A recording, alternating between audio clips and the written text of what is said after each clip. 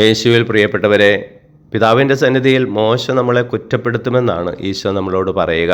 കാരണം മോശയെക്കുറിച്ച് എബ്രായർക്കുള്ള ലേഖനം 11-ാം അധ്യായം 24-25 വാക്യങ്ങളിൽ പറയുന്നത് ഇപ്രകാരമാണ്: മോശ വിശ്വാസം മൂലം ഫറവോയുടെ മകളുടെ മകനെന്ന് വിളിക്കപ്പെടാൻ ആഗ്രഹിച്ചില്ല. രണ്ടാമതായി, നൈമിഷിക സുഖങ്ങൾ അനുഭവിക്കുന്നതിനേക്കാൾ ജനങ്ങളുടെ കഷ്ടപ്പാടിൽ പങ്കുചേരാൻ അദ്ദേഹം ഇഷ്ടപ്പെട്ടു.